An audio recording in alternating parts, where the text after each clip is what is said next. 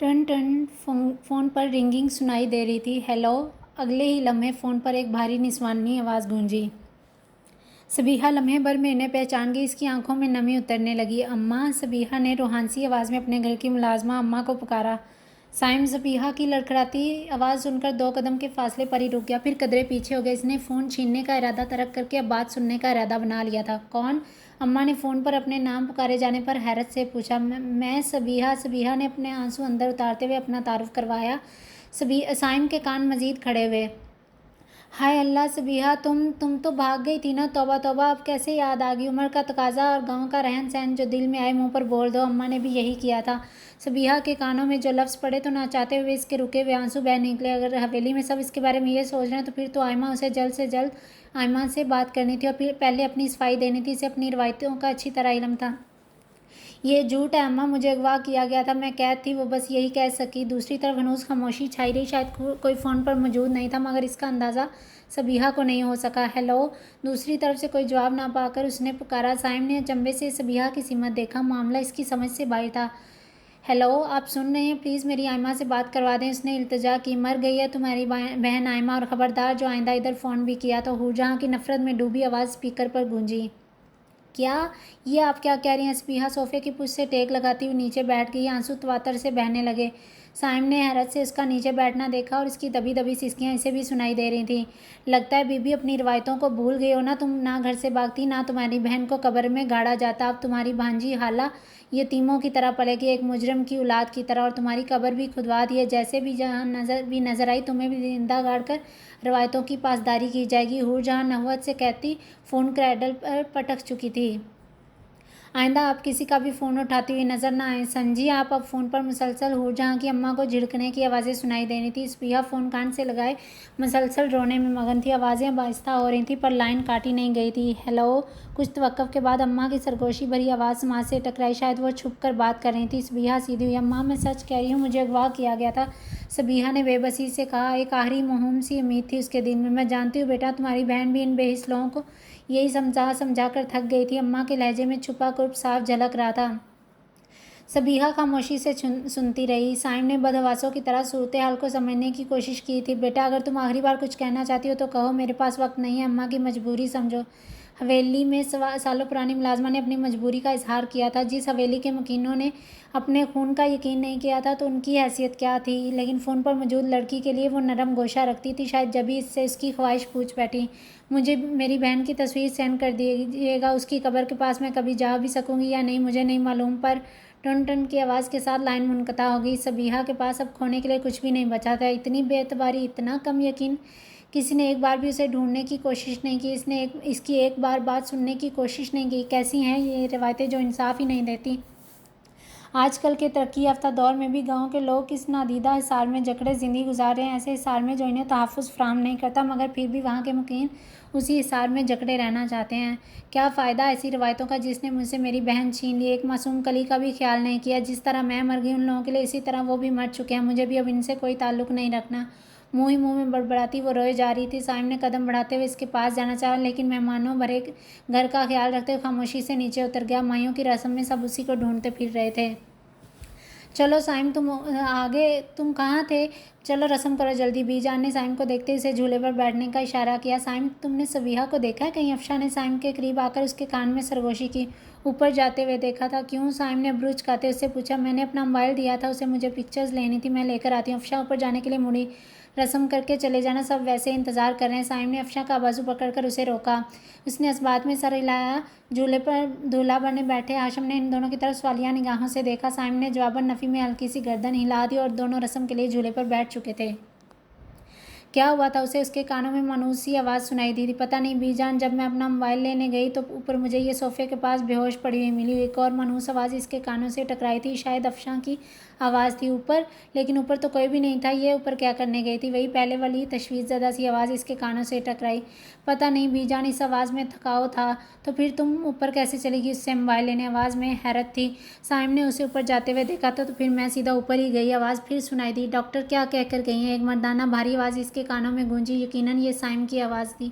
Doctor ने कहा ये किसी शॉक के ज़रिए असर इसे ट्रैंकुलाइज़र लगा कर गए हैं, अभी कुछ देर तक ये गनूदगी में ही रहेगी। साइम सच सच बताओ, मुझे कोई झूठ नहीं सुनना। पहली निस्वानी आवाज़ में दुरुस्तगी दर्ज आई थी। सबीहा ने अपनी आंखें खोलने की कोशिश की, मगर सिर्फ कोशिश ही रह सकी। बीजान वो कहने की कोशिश की गई थी, सब सच।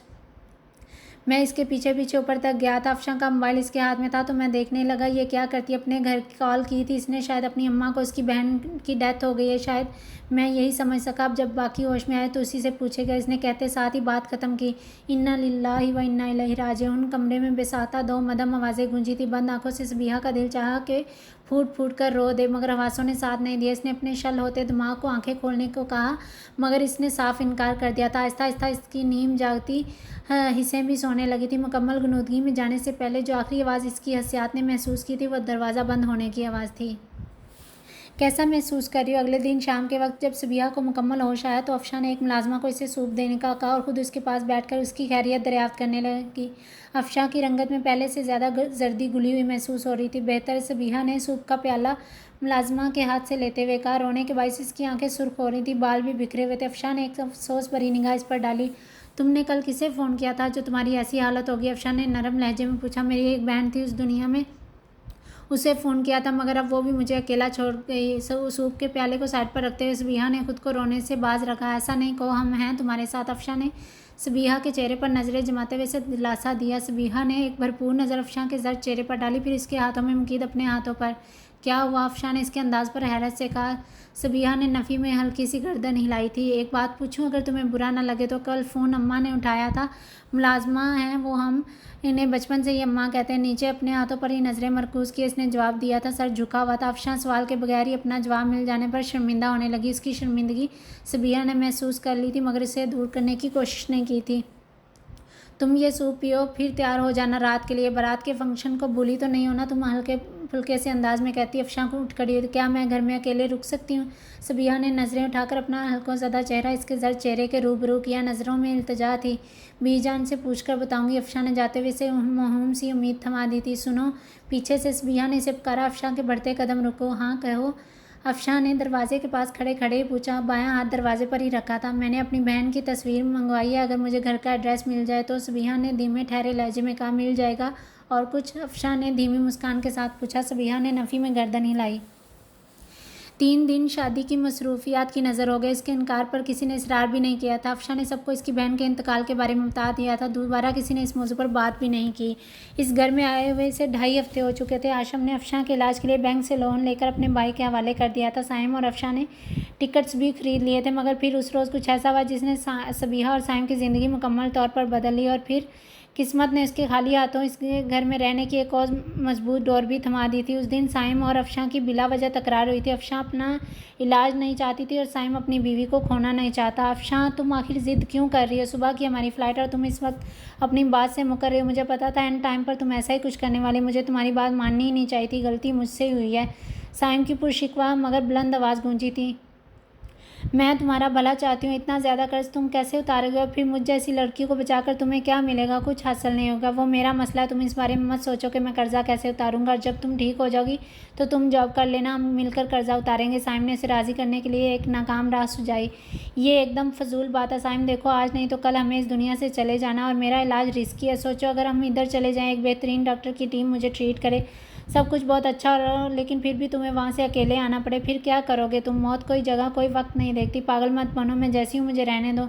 साइम, मेरी आखिरी ख्वाहिश समझकर एक बात मानोगे? आखिर में उसने अपनी आवाज़ में नरमी समाई। क्या?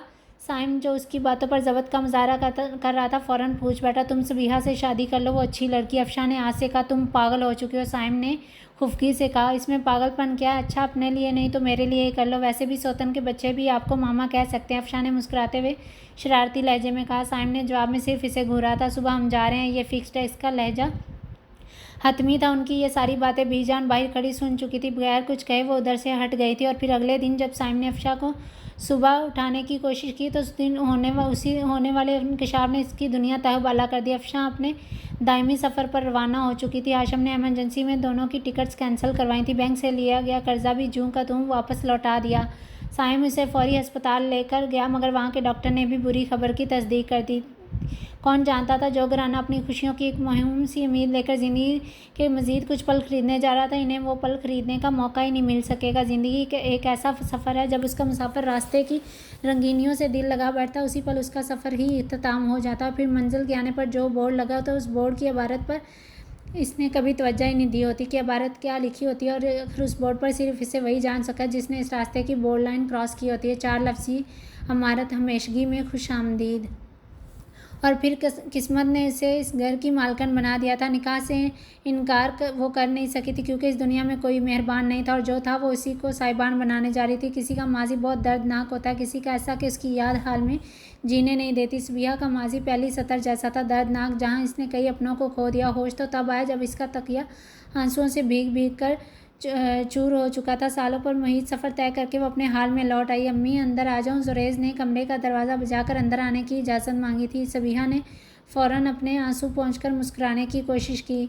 आपको ये दवाई देना भूल गया था, वही लेकर आऊँ। बगैर जवाब का इंतज़ार किए जुरैज अंदर आकर साइड टेबल पर दवाई रखे बगैर कुछ कहे कमरे का दरवाज़ा बंद करके वापस चला गया था। बंद लाइट से शायद उसने यही अंदाज़ा लगाया कि वो सो रही है। सबिहा खुद को दिलासा देकर सोने की नाकाम कोशिश करने लगी। अपनों की बेकरार यादें अब उसे सोने नहीं देने वाली थीं। लकड़ी की मेज़ पर बारीक एम्बॉस जलवागर था। सारे नफूस इंतहाई संजीदगी से नाश्ते में मसरूफ़ थे। गुज़िश्ता दिन का असर उन सब के ज़हनों में अभी तक था। बैठे बिठाए सबिहा की तबीयत बिगड़ गई थी, मगर ज़्यादा परेशानी की बात नहीं थी, इसलिए सब नॉर्मल थे। हालांकि इस घर में शदीद अनकम्फर्टेबल हो रही थी। इसे जल्द से जल्द अपने प्लान के मुताबिक काम करना था जो इस घर में आने की वजह से रह गया था। बेटा, अपनी माँ को नाश्ता दे दिया? बीजान ने अपने कप में चाय ढेलते हुए कहा। नहीं, वो भी सो रही है, उठेंगी तो कर लेंगी, उन्हें उठाना मत। जुरैज ने अपने मुंह में बिस्किट रखते हुए लीजे को हदायत की। सबका अंदाज स्पॉट था, सब अपने अपने नाश्ते में मसरूफ़ थे। अपनी किस्मत पर आंसू बहाने और सोग मनाने के बाद आयमा के जहन में ख्याल का एक कूंदा लपका था। इसी ख्याल को अमली जामे पहनाने के लिए इसने अपना मोबाइल फ़ोन उठाया और डायल नंबर में से सिकंदर को कॉल की। दूसरी तरफ बेल जा रही थी। हेलो सिकंदर, आयमा ने बेकरारी से पुकारा। हेलो सिकंदर, कैसे हो तुम? इससे पहले वो कुछ कहती या सुनती, नवाज इसके हाथ से मोबाइल छीन चुका था। दरवाज़ा ही बंद कर लेती। आयमा ने खुले दरवाजे को देखते हुए खुद को कोसा। नवाज इसको गुस्से से घूरते हुए फ़ोन लेकर बाहर चला गया और एक ज़ोरदार आवाज़ के साथ दरवाज़ा इसके मुंह पर बंद कर दिया था। मैं बिल्कुल ठीक ठाक, तुम सुनाओ? आयमा के नंबर से कॉल क्यों की? खैरियत? दूसरी तरफ इंतहाई खुशगवार अंदाज में कहा। हाँ, फ़ोन दरअसल आयमा ने ही किया था, लेकिन अब वो शर्मा रही है। नवाज ने भी इससे ज़्यादा खुशमिजाजी का मुजाहरा किया। टहलते टहलते वो लाउंज के वस्त तक पहुंच गया। सर पर सरदारों की मखसूस दस्तार बंधी हुई थी। पर क्यों? ऐसी क्या बात है? आवाज़ में जहां भर की हैरत भरी थी। नवाज की आंखों की चमक पल में दुगनी। असल में बात यह है, अपने दिन वो यहीं गुजारेगी, समझ तो रहे होंगे ना आप? संजीदा भारी लहजा मुकाबल को परेशान कर गया, मगर वो पहले ही काफ़ी दिन रह चुके हैं। और बस हम जानते हैं, आपको जो भी बात करनी है हवेली आकर करें, अल्लाह हाफिज़। और फिर मोबाइल को स्विच ऑफ करके वो अपनी जेब में डाल चुका था। लंबे लंबे डग भरता वो आयमा के कमरे के बाहर पहुंचा। अपने हाथों का मुक्का बनाकर इसने बंद दरवाजे पर मारना चाहा, मगर कुछ सोचकर गुस्से से पलटा। इधर आओ, एक बुलंद तैश भरी आवाज़ ने सामने चलती हुई दुबली पतली सी मुलाजमा के हवास मुअत्तल किए। कमरे में बंद आयमा ने डर के मारे दरवाजे का लॉक घुमाकर इसे डबल किया। इसकी खुद एतमादी अब तक खौफ में बदल चुकी थी।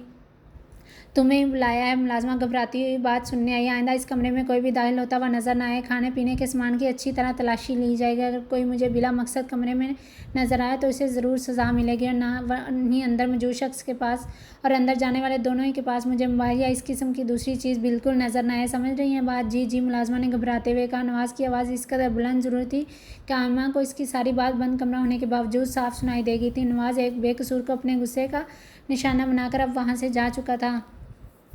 हम लोग आयमा को अपने साथ ले जाने आए हैं, आप लोग उसे बुलाएं। उबैद, सिकंदर, आयशा नाज तीनों इस वक्त मलक हुसैन की हवेली में मौजूद थे। माहौल पर सन्नाटा तारी था। मलक हुसैन कोशिश के बावजूद अपना सर उठा नहीं पा रहे थे। मिद्दत बेहिस्सो हरकत स्पॉट चेहरे के साथ एक सोफे पर ज़बरदस्ती बैठी हुई थी। हमेशा की तरह हूरजहां और रुखसाना एक साथ जुड़कर बैठी हुई थी। इस वक्त उनके साथ था, वो जैसा चाहती थी वैसा ही हो रहा था।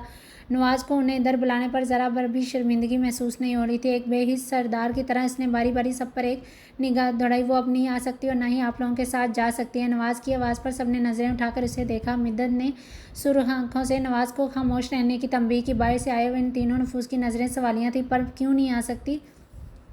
आयशा नाज ने मलक हुसैन के झुके सर को देखकर इस्तफसार किया। जवाब नदारद बस सब एक दूसरे की शक्लें तक रहे थे। बाबा नवाज की धीमी सरगोशी पर मलक हुसैन ने सर उठाकर देखा, फिर लहजा भर तवक्कुफ के बाद कहा, हम असूल परस्त सरदार हैं, अपना खानदान कुर्बान कर सकते पर अपने असूल नहीं तोड़ सकते। इन तीनों ने बैक वक्त एक दूसरे की आंखों में नाफहमी से देखा। हम तुम्हारी बात समझे नहीं मलक। वैद साहब की आवाज़ में सिर्फ और सिर्फ हैरत थी। इन तीनों को यहाँ आकर एक ज़बरदस्त धचका मिला था। हमारी रिवायात के मुताबिक आयमा को सजाए मौत सुनाई जा चुकी है और अब बहुत जल्द इस पर अमल भी कर दिया जाएगा। मिद्दत ने अफसोस से मलक हुसैन को देखा। हूर जहाँ ने मुस्कुराते हुए अपने शानों पर मौजूद सफ़ेद धारी शाल दुरुस्त की थी। मलक हुसैन की आवाज़ में सफाकियत न जाने कहाँ से औद कर आई थी। सबीहा लापता, इसलिए उसकी सज़ा मौकूफ़ कर दिया, वरना वो भी इसी के साथ। किस किस्म की बातें कर रहे हो, ये तुम क्या कह रहे हो? बैद साहब ने मलक हुसैन की बात बीच में ही काट दी। मैं मज़ीद कुछ भी नहीं कहना चाहता, फैसला कुन लहजे में कहते हुए मलक हुसैन अपनी जगह से खड़े हुए। बाकी सब भी खड़े हो चुके थे। लेकिन भाई साहब, उसके पास हमारी अमानत। आयशा नाज की आवाज़ कदरे बुलंद हो गई थी। मिद्दत ने एक आस भरी निगाह माहौल पर डाली। शायद के कोई मौज़ा हो जाए, शायद के सज़ा में कोई रियायत हो जाए। आप अब उस पर आपका कोई हक नहीं। लहजा बिल्कुल स्पॉट था। बाकी सब खामोश तमाशाई बने खड़े थे। ऐसे कैसे हक नहीं? पहली बार सिकंदर के मुंह से कोई जुमला अदा हुआ और आवाज़ ऐसी बुलंद थी कि लम्हे भर सबको खामोश होना पड़ा। उबैद, अपने बेटे को खामोश करवाओ। हमारी रवायात में मुजरम की औलाद एक वारिस नहीं बन सकती, और अगर मुजरम एक लड़की हो तो फिर उसकी औलाद उसी घर में उसी हैसियत से ही रहेगी। तुम्हें ये बात अभी पता चल गई, अच्छी बात है। लेकिन अब चाहे वो लड़का हो या लड़की, वो अब इसी घर में ही परवरिश पाएगा। और हाँ, खाना खाकर जाना चाहो तो ज़रूर रुक सकते। इसके अलावा और किसी मकसद के लिए। इन भारी लहजे में भारी अल्फाज अदा करके मलक हुसैन अपने डेरे की सिमत बढ़ गया। पीछे से सबकी नज़रों ने इसका ताक़ुब किया था। नवाज भी मलक हुसैन के पीछे पीछे ही चल दिया। रुखसाना और हूर जहाँ भी अब तमाशा ख़त्म होने के बाद सबकी तरफ मुस्कुराकर देखती अपने कमरे में चली गई। इसकी मुस्कुराहट इन चारों को ही अंदर तक सुलगा गई थी। मिद्दत भी अब इर्द गिर्द की परवाह किए बगैर रोने में मसरूफ़ हो चुकी थी। मिद्दत, क्या है ये सब? अपने कंधे पर आयशा नाज के हाथों का दबाव महसूस करके मिद्दत ने सब कुछ तफसील से बताना शुरू कर दिया था। देखा मैं क्या कहती थी इन लड़कियों के बारे में? जिसका डर था वही हुआ। आयशा नाज ने कसरे उबैद पहुंचने के साथ ही अपने महीनों पुरानी भड़ास निकालना ज़्यादा ज़रूरी समझी थी। सिकंदर गुस्से से अपनी मुठ्ठियां बींचे बमुश्किल खुद पर ज़ब्त कर रहा था। मना भी किया था कि नहीं करो हाँ शादी, लेकिन नहीं, पता नहीं इसमें ऐसी कौन सी खूबियाँ नज़र आ रही थी। आयशा नाज ने बोलना जारी रखा था। बस कर जाओ, उबैद साहब ने खुफगी से इसे टोका। अब भी बस कर जाओ, मुंह बिगाड़ते वक्त को खींच कर कहा। वो मेरी बीवी है, मैं इसे इस हाल में नहीं छोड़ सकता। उस पर कोई जुर्म तो साबित नहीं हुआ ना? वो ऐसे उसे सज़ा नहीं दे सकते। सिकंदर ने सोफे से उठते इन दोनों के करीब आकर जज्बाती होकर कहा, तुम कुछ भी नहीं करोगे सिकंदर। उबैद ने इसके सामने होकर तंबी अंदाज में कहा। पर बाबा, सिकंदर ने शिकवा किया, अभी अपने बीवी बच्चों से महरूम हो रहे हो। अगर उस लड़की के लिए कुछ भी किया तो फिर अपने माँ बाप से भी महरूम हो जाओगे। उबैद साहब ने हतमी लहजे में कहते हुए मुकाबल को गंग कर दिया था। आयशा नाज ने हैरत से अपने शौहर को देखा था। बीच में एक खूबसूरत बेजवी सुर्ख मरजान और अतराफ में नन्हे नन्हे से सफ़ेद हकीक इस अंगूठी की जान बुड़ा रहे थे। सबसे ज़्यादा जान तो उस लड़की की मखरूती उंगलियों ने इस अंगूठी में डाली थी। आयमा ने अपनी उंगलियों से तस्वीर में मौजूद अपने पहलू में खड़ी सबीहा को छुआ था, फिर इन्हीं उंगलियों से अपने चेहरे पर फैलते आंसू साफ किए थे। फ्रेम उठाकर साइड टेबल पर रख दिया। आगे बढ़कर अपनी नौमलूद सुर्ख सफ़ेद सी मोमी गुड़िया को अपने बाहों में लिया। चंद लम्हे नन्ही बच्ची के चेहरे पर कुछ तलाशने के बाद इसने शिद्दत से इसकी पेशानी चूमी थी और एक नज़र फिर साइड टेबल पर धरी अपनी और सबीहा की तस्वीर को गौर से देखा। मेरी हाला बिल्कुल अपनी खाला जैसी हो। आयमा ने मुस्कुराते हुए इसके नन्हे नन्हे हाथ चूमे थे। पर यह छोटी सी नाक तो बिल्कुल मेरे जैसी। आयमा इसके गुलाबी गाल सहला रही थी। वो मोमी गुड़िया कसमसाई थी। दरवाजे पर खटका होने पर इसने घूम कर देखा। सामने नवाज खड़ा था। इसने एक गहरी निगाह अपनी बहन और बांजी पर डाली। स्याह चादर में मलबूस इसकी बहन सदियों की बीमार लग रही थी। इसके बरक्स इसकी गोद में मौजूद वो गुड़िया सुर्ख ऊनी कपड़ों में लिपटी हुई मासूम और हसीन चेहरे वाली इसे मुस्कुराने पर मजबूर कर गई थी। नवाज ने मोहब्बत से कदम उसकी जानब बढ़ाया। अम्मा के खौफ में इजाफा हुआ था। इसे मालूम था इसका वक्त अब चंद पल का। इसने खौफ के मारी अपनी बाहों में मौजूद अपनी कली को मजीद खुद में भींच लिया। नवाज ने ठटक कर इसकी सीमत देखा, फिर बात समझ आने पर एक गहरी सांस अंदर उतारी। नाम रख दिया इसका? नवाज ने खुद ही बात का आगाज़ किया। हाला। बगैर कोई हरकत किया आयमा ने उसी तरह जवाब दिया। हाला, खूबसूरत नाम है। नवाज ने अपने कदम आगे बढ़ाए।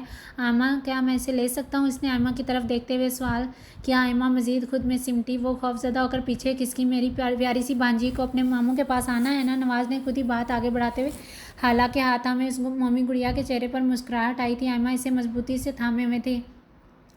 मैं तुम्हें यहाँ कुछ याद दिलाने नहीं आया बल्कि लेने आया हूँ। चलो। नवाज के सरसराते लहजे ने आयमा की रीढ़ की हड्डी में सनसनाहट दौड़ा दी। उसने घबराते हुए एक नज़र सामने देखा। कमरे की चौखट पर इसकी माँ खड़ी थी। सूजी आंखें सुर्खनाक इनके रोने का पता दे रही थी। आयमा ने प्यार से अपनी मोमी गुड़िया की सुर्ख ऊनी टोपी को आंखों तक नीचे किया, फिर शिद्दत से जा बजा इसके चेहरे पर प्यार किया। नवाज ने आहिस्ता से उस गुड़िया को अपनी गोद में लिया। आयमा ने इंतहाई मुश्किल से अपने दिल का टुकड़ा खुद से जुदा किया। नवाज ने महवियत से सोई हुई गुड़िया को देखा, फिर बेखुदी में उसकी पेशानी चूम ली। रुखसाना जो आयमा की बर्बादी का तमाशा देखने आई थी, अंदर नजर आने वाले मंजर से अंदर तक सुलग उठी। क्या बहनों पर इस कदर भी यकीन नहीं कि सच झूठ का अंदाज़ा हो सके? आयमा ने एक सर नज़र नवाज के चेहरे पर जमाते हुए पूछा। नवाज के मुस्कुराते चेहरे पर मुस्कुराहट सिमट कर करतगी में ढल गई। बगैर कुछ कहे इसने अपने कदम बाहर बढ़ा दिए। आयमा ने अपने आंसू हलक में उतारे। उसे एहसास था कि वो एक पत्थर से मुहातब है और अब यकीन भी हो चुका था। वो दौड़ती हुई आकर अपने माँ के सीने से लिपट गई। ज़बत की हदें पार हो चुकी थी। मिद्दत ने भी अपनी बेटी के गिर्द अपना हिसार मजबूत कर दिया था। वो अश्क बहा रही थी। दोनों ही जानती थी कि यह इनकी आखिरी मुलाकात है। दो माएँ अपनी औलाद से जुदा हो रही थी। एक अपनी बेटी के अपने सामने मरता हुआ देख रही थी, दूसरी अपनी बेटी को ज़िंदगी के हवाले करके खुद मरने जा रही थी। कदम कदम, लम्हा लम्हा अपनी मौत के करीब होने वाले शख्स की अंदरूनी कैफियत शायद ही कोई कलम बयान कर सके, शायद ही कोई रूह महसूस कर सके। मामला इधर भी बयान से बाहर है। वो दोनों खुद पर जबर करती हुई एक दूसरे से अलग हुई। आयमा ने एक भरपूर नज़र अपनी माँ के चेहरे पर डाल ली। मिद्दत ने एक बार फिर इसे गले लगाया। रुखसती जहाँ की थी वहाँ भेजना मुहाल था। उफ ड्रामे। रुखसाना ने धीमी सरगोशी की, मगर मिद्दत और आयमा दोनों ही सुन चुकी थी। एक नागवार निगाह रुखसाना पर डालकर आयमा ने उस पर से नज़रें हटा ली। मैं बाबा से आखिरी बार मिल सकती हूँ? आयमा ने अलग होते हुए अपनी माँ से पूछा। सुर्ख सूजी आंखें और इनके गिर्द से हल्के जर्द होती रंगत और आंखों में जलती उम्मीद। मिद्दत ने आयमा को हैरत से देखा। वो हैरान थी अपने सामने खड़ी लड़की पर कि वो अब भी अपनी मौत का फरमान जारी करने वाले से मिलना चाहती है। बेटियां ऐसी ही तो होती हैं, माँ बाप पर जान छिड़कने वाली। आयमा ने मिद्दत के चेहरे के उतार चढ़ाव बहुत गौर से देखे। वो हवेली नहीं है, मिद्दत ने सर झुकाते हुए कहा। आयमा ने मुस्कुराते हुए रुख मोड़ लिया। आंख बंद करके भी बता सकती थी कि वो इसकी माँ झूठ बोल रही है। अपनी बर्बादी का तमाशा भी क्या खूब देखने को मिला था। ऐसे सख्त मौके पर इसके चेहरे पर मुस्कुराहट रेंगी। बाबा, आपने मुझे इस काबिल भी नहीं समझा कि आखिरी बार मुझसे मिल ही लेते।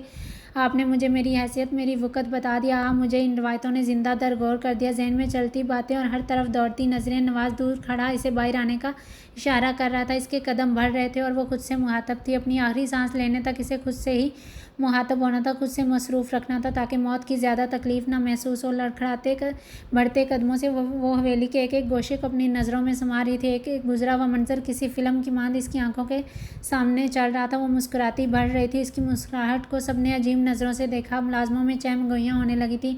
लगता है कि आखिरी वक्त में दिमागी तवाज़ुन खो बैठी। अपनी मौत को देखकर कौन मुस्कुराता है भला, लेकिन उसे परवाह नहीं थी किसी की भी बातों की। अपने बाएं जानब गर्दन मोड़कर इसने सीधी जाती राहदारी को देखा। वहाँ से एक कमरे के दरवाजे का नीम रुख नजर आ रहा था। उस कमरे में इनके कारी साहब इन्हें कुरान पाक पढ़ाने आते थे।